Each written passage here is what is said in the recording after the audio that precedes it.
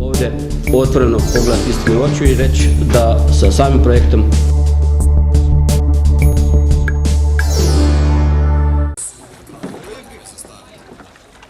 Klub je osnovan 2001. godine, 15 godina znači postoji, funkcionira u gradu Petrinji.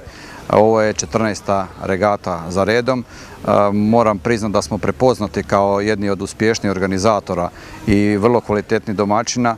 Također moram, što je još bitnije, istaknuti da je naš klub respektabilan u Hrvatskom kajakoškom savezu i da naprosto smo počeli, bez obzira na svoju određenu mladost postojanja, baštiniti veslanje i kajakaštvo i nadam se da ćemo tako nastaviti i u budućnosti. Ja sam Dejan Mađenović, kajakom se bavim 5 godina i ovo je regata koju svake godine održavamo ovdje. Ja sam Carmen Marijan, treniram kajak 6 godina i na ovoj regati smo svake godine.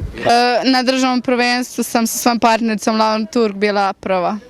Ja sam Borna Đusebek, bavim se kajakom 4 godine, nisu mi baš uspjesi neki, ali trudim se i pokušavam biti što bolji.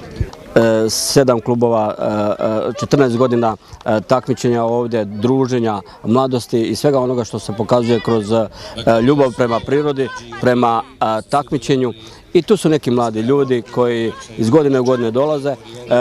Na kraju možemo reći i da rezultati svi koji su došli od Kajak Kanu kluba Kupa u gradu Petrinji pokazuju vrijednost rada, truda, dugogodišnjega, gdje su oni dobri ambasadori, odlični ambasadori grada Petrinje. Mi kao grad stojimo iza ovoga projekta, odvojili smo financijska sredstva i smatram da svake godine moramo dati i investirati sve više i više upravo da imamo što više čamaca, da što više mladosti završi ovu čamicu i da imamo što više takmičara. Evo, mislim da je taj smisao upravo iskorišten i da sve skupa moramo pohvaliti i moramo reći veliko hvala svima koji su danas ovdje, ali i da sljedeće godine se još bolje organiziramo i da pokažemo kako treba iskoristiti Kupu i prirodne ljepote.